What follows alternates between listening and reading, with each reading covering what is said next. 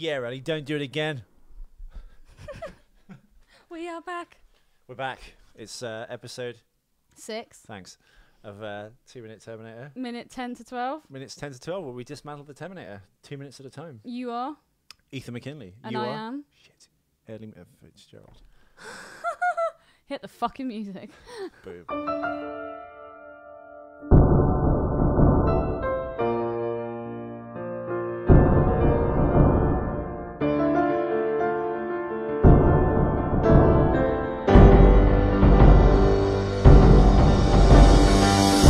For machines, they're unstoppable.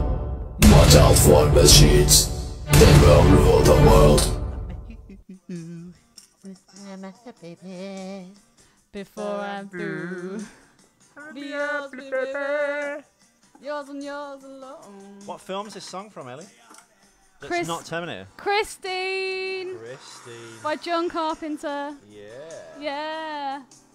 And he did the music, but he obviously didn't do this. Who was this by? George Thorogood and the Destroyers. Ah, and he did. So now, yeah, we briefly mentioned this scene, Ellie, as Arnold drives away on his Harley Davidson. Harley Davidson Fat Boy motor. Fat boy. Yeah, And now we get introduced to the the T-1000. second Terminator. The actor here portraying the cop who is killed by the T-1000 is Tom McDonald. Now, if I get the goddamn internet to work, I'll tell you what else he'd be doing. For some reason, we're having a slow internet day. Which is Yeah, it's particularly bad, but then again, everyone is downstairs and they're all on the Wi-Fi, so we've got our full house on Wi-Fi, and they're watching the football. They're watching Sky. It shouldn't affect the internet, though. It shouldn't, but it does. If anyone out there listening, have you had this trouble? If you've got like a package with a TV or cable company with internet as part Give me of some it, advice, people. What kind of package should I be paying for? no, you should just have internet that works. Like literally, you can't even look at an IMDb page, and you pay, what's the American equivalent? Like fucking $120 a month. I don't know anything about Internet? dollars, I'm afraid. Tom McDonald's been in Weirdly, 16 films. Now go on. do you not think this guy looks like Matt, my housemate? Yeah, he does. He really does. I'll have to get a picture and do like a split screen. Splice them together. Tom sadly continues the tradition of actors who appear in small parts in the Terminator franchise, And then kills himself. whose career ends with Terminator. Shit. In this case, it's Terminator 2. It is Had- like some kind of curse, isn't it? Weirdly is, yeah, I think so. Really strange. In 1968, he was Agent Dewey in The Destructors. Now, that would be 23 years ago. He doesn't look old enough to be that young in Terminator 2 to have played a special agent in a 1968 show called The Destructors. His Did you- next job was Billings in the Delphi Bureau 1972 TV series.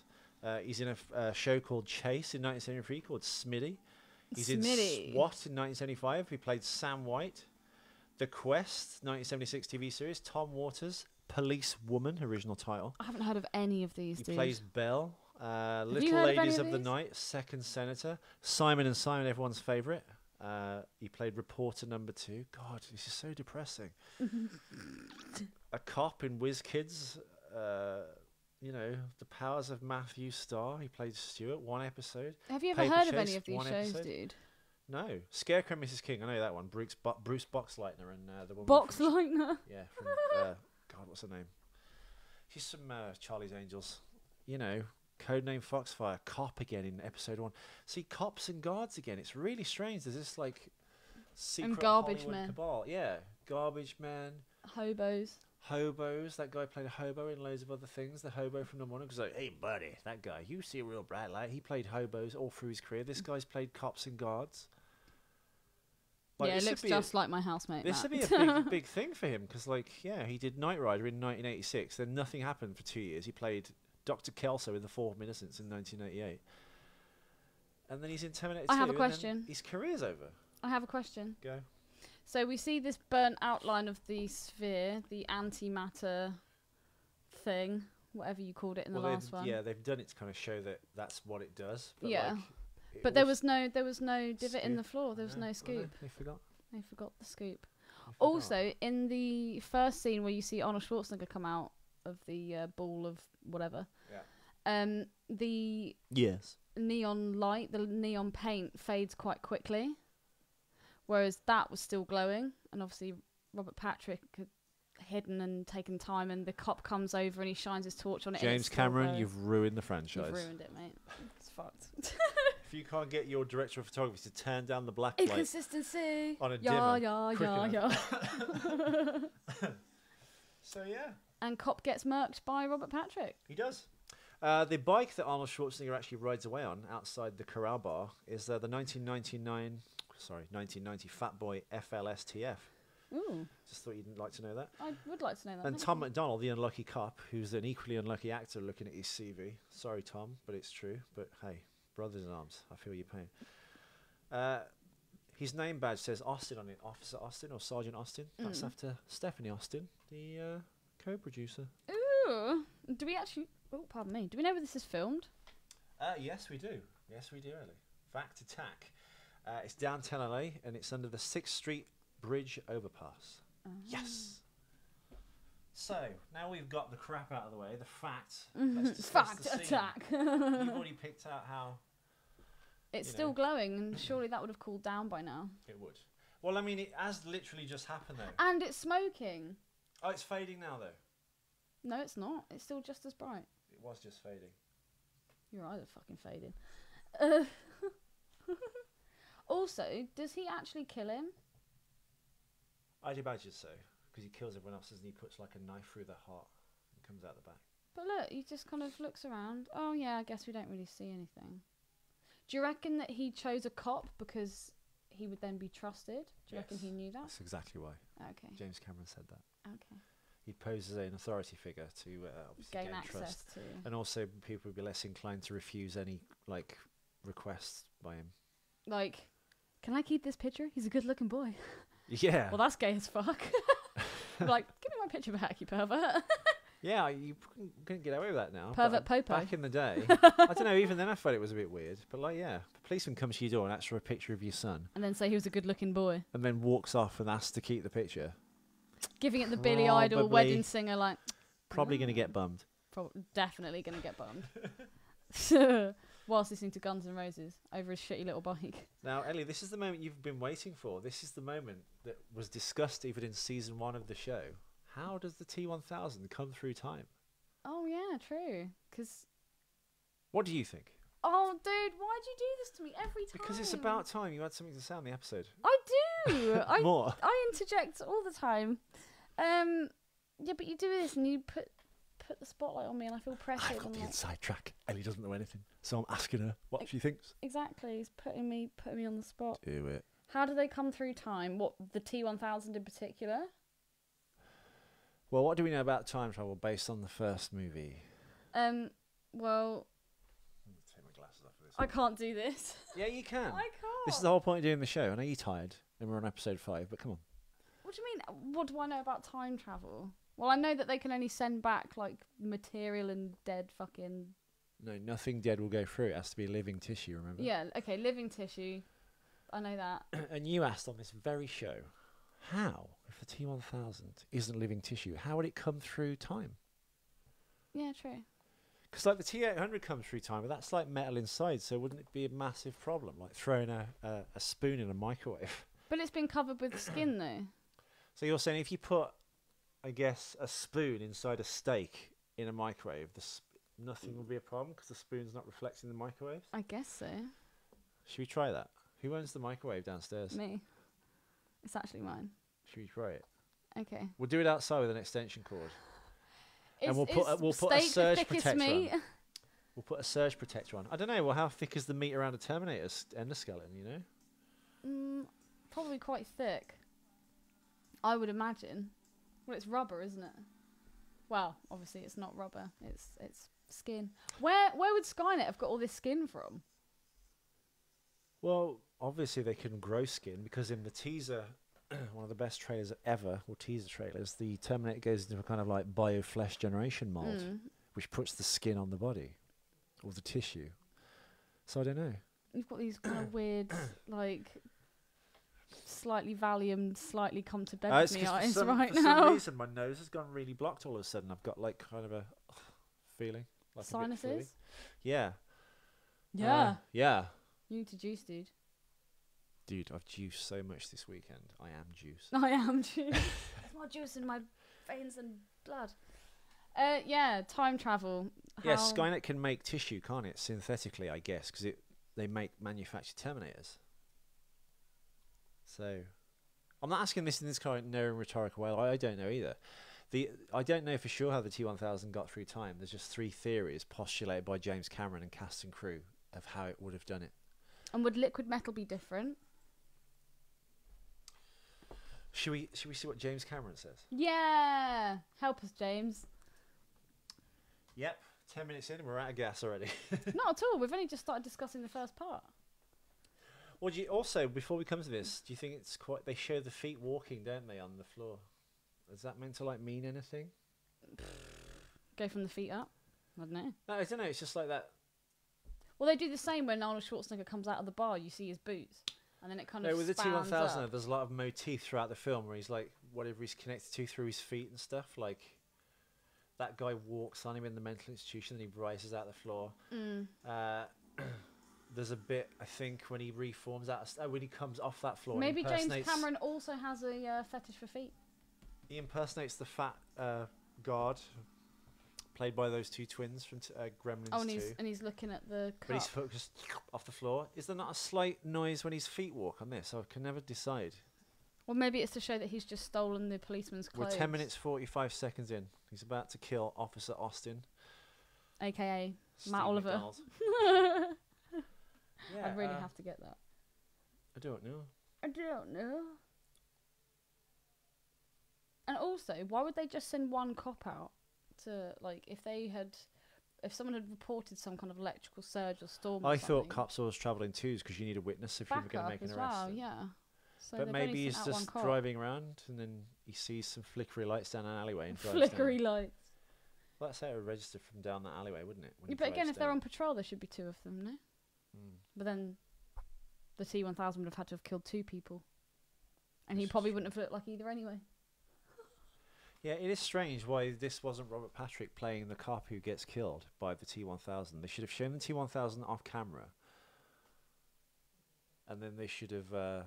So do you reckon all the T-1000s look like Robert Patrick? Yeah, that's and the all thing, the isn't it? T-800s They should look like really, Arnold should they? They Schwarzenegger? should come through time as an amorphous silver blob. Yeah. Yeah. And I then agree. they'd, like, sample and, I guess, replicate the first thing they come into contact with. I suppose if they entered a... Actually, I've just had a thought. I think it comes later in the movie. When he keeps... because when he keeps changing, his outfit changes all the time. What do you mean? You know, at the very end, when he's in the liquid nitrogen. Yes. And then he gets poured into... he gets poured into the liquid nitrogen. Yes. He doesn't get poured, but he falls into it. And he starts changing, and he changes into all the different shapes. Yes. How can he replicate the clothes? Because obviously he's naked. He puts on the policeman's clothes. He doesn't put them on. Ellie, you know he doesn't put the clothes on. You know this film. What? When he kills the policeman? Yeah, he doesn't steal his clothes. So what? The clothes just magically appear? No, it forms clothes. It can recreate anything, can't it? Down to the microscopic or the molecular level, so it can create fabric. So why is it only at the point where the policeman comes? So like when he goes to kill the policeman, he's still fucking naked. That's my point. It makes no sense that he would arrive naked through time. I think on set, really, they just forgot and thought, oh, this is Terminator. They all travel through time naked, so the T-1000 should arrive naked, when actually he doesn't need to come through naked. He'd come through silver, almost like when he comes out of the lift at the mental institution and chases their reversing car out of the car lot. Yeah. But that's my point. But you know in the Terminator he recreates clothes because he turns from John Connor's mum in a but check that's what I shirt mean, though. into the police outfit, so he can recreate clothes. I know that he can do that. Yeah. But I'm just saying... I think he was undressing this cop in the back alley and putting on his clothes. I thought he might have just put on his clothes. Because he was in the nude. I think perhaps now if they redid a film and they were clever about it, he would be in regular human clothes because then he could like pour in and out of outfits. It looked really creepy and weird, like melt out of clothes really quickly. Like Under the Skin. Yes. When she takes him down into that black tar-like Exactly, water, and then all of a sudden all the juice from the inside just gets sucked out, and then the skin's just left like flapping in the wind. Yeah. What was I going to say? So I can understand that he can shape shift and obviously take on the image of something else. Oh God, here we go. You ask me to fucking talk, and then I do, and you just laugh and mock me. No, I just never thought clothes that you've thought are of this the whole time. That you've thought literally you put the cops' clothes on. Well, I've only just thought about it in this detail because I've never watched the movie in 2-minute fucking segments and thought, oh, actually, I wonder how that's going to be. Or I think it's quite telling that I think maybe everyone on the set thought that went, oh, everyone just arrives naked and you must put on the policeman's outfit. But then in the film, when he gets shot in the chest, his body just reforms and the clothes reform. But my point being, clothes are like fibres. There's no kind of like cells or tissue or anything like that. If you watch the recent Ant-Man, you'll know. I haven't seen it. You can go into infinity on the molecular level, right? Right. So everything as an atom and a cell, and even a fibre, even everything organic or everything inorganic has like objects. A cellular makeup. Yeah. It's not cells, but like small things that make up the whole. That's why like quantum theorists talk about the space in between like solid objects and stuff. And I guess my point is fair enough they can have human tissue over the skeleton of the liquid metal or the endoskeleton or whatever. Yeah. I just don't know how they would then form clothes. That's all I'm saying. Because you said it works on a molecular level, so into the tiniest detail it can recreate something. It just can't form like complex things like machines. But then one could argue, isn't a shirt something complex? Okay, second question. Yes. Why would they have it that the T-800 was so big and muscular and bulky, and yet the T-1000 is very kind of svelte-like, very kind of athletic? I guess more like Carl Reese in the first movie. Because it's, from a story point of view, it's a good juxtaposition from like the thing that James Cameron describes of the T-800 is like a tank, and the T-1000 is more like the Porsche. It's also an infiltration unit, and an Austrian bodybuilder perhaps has been not the best look of something to kind of like fit in and blend in. There's no kind of mechanical parts in it, so it doesn't need to be like this giant enormous thing. It's quite obvious reason I would have thought. It's a better Terminator idea than the T-800 in a sense, because it's not a giant muscly man with a funny accent. But then you say you're a giant muscly man, a Terminator is a Terminator. The size, the muscle wouldn't actually make any difference. Because it's a machine, effectively. No, it was quite a bulky thing as a skeleton, though, isn't it? Even if you look at that toy there, you'd have to put like flesh on top of that. If with the solid T-1000, do you think he would be smaller than that?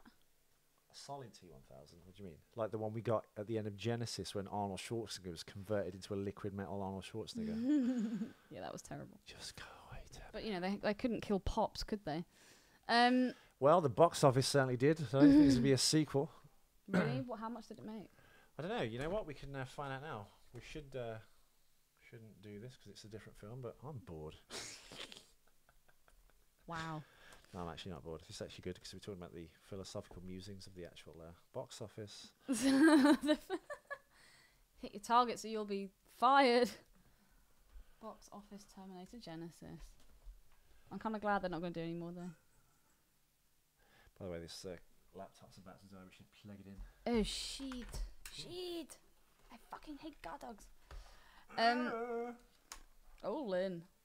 Internet's very slow, but hey. Sols. Actually, it's running off your 3, isn't it? Yeah. Uploading. Good old tethering. What was I going to say? Fuck.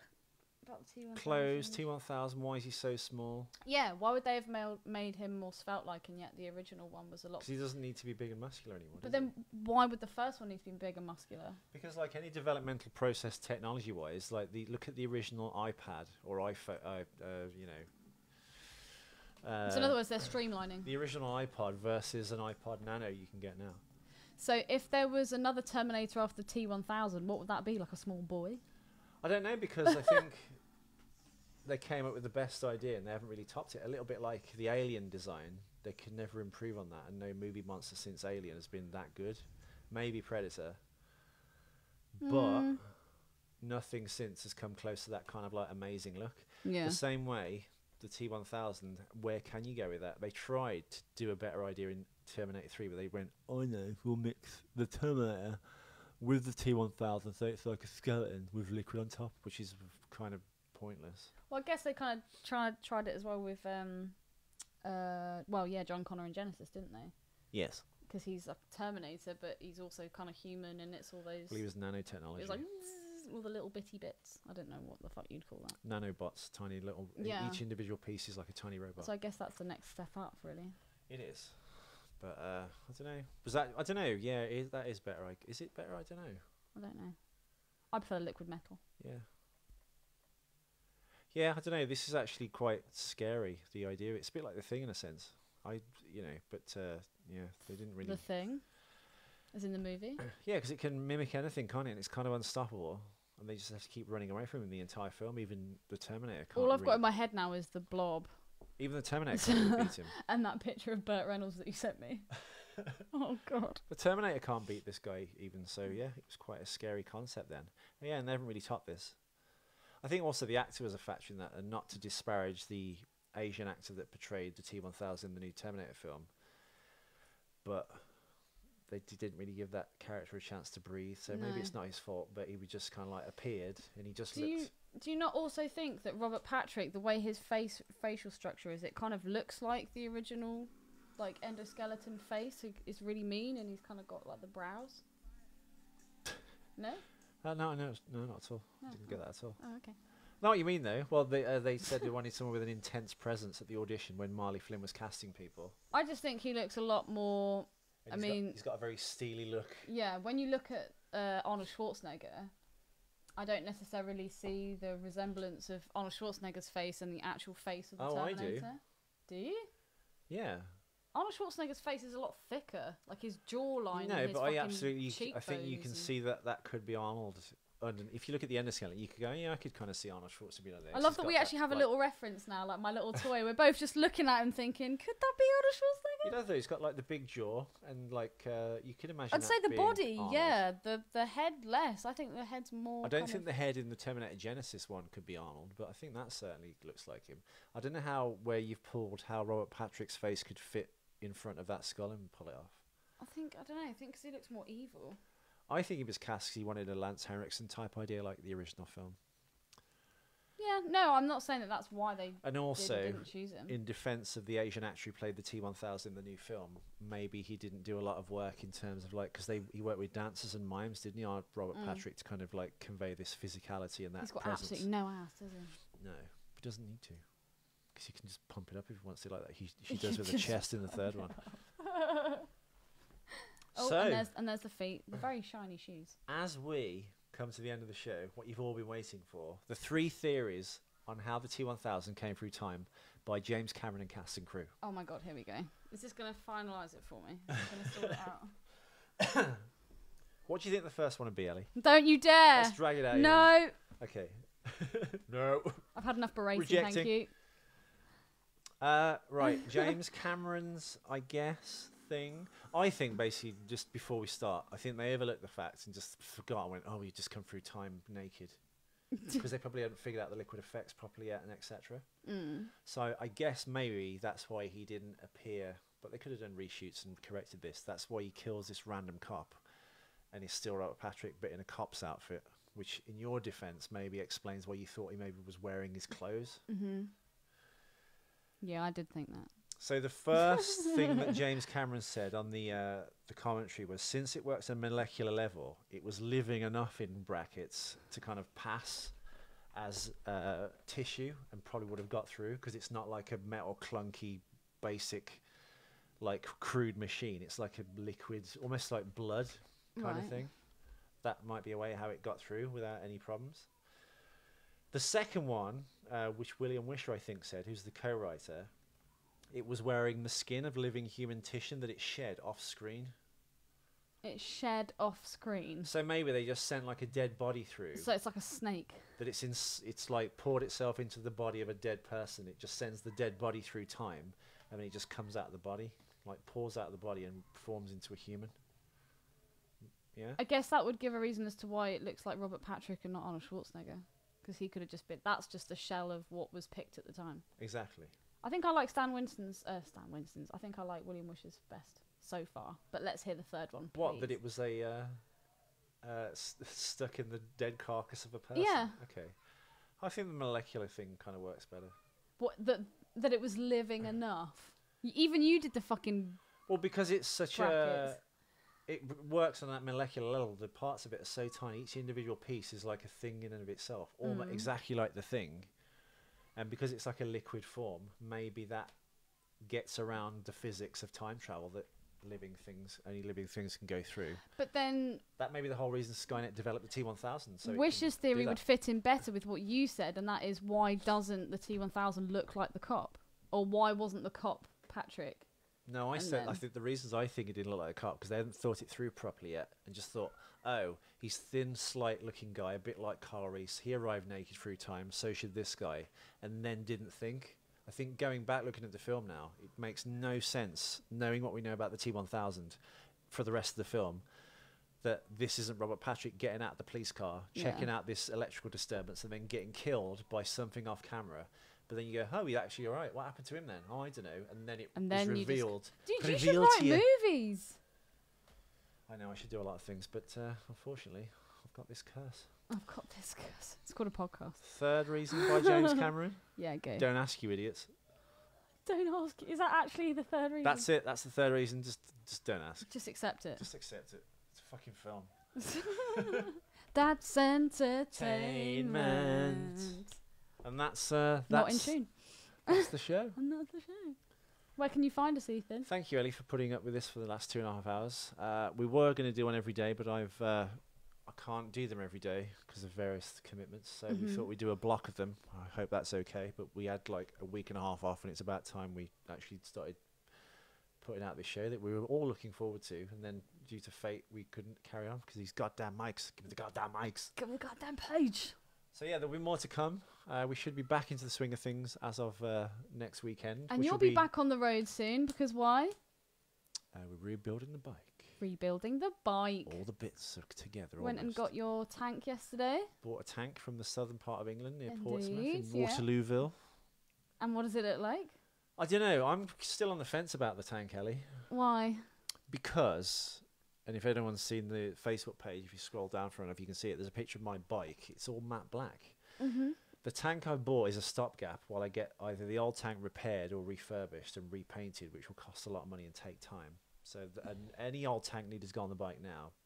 And it's like a hand-painted tank, but it's like this two-tone yellow thing with skulls on it. It's a little bit Bon Jovi. And it's not the secret death machine. Like, It's not a vampire hunter. it's not a vampire hunter. But it does look pretty cool. Okay.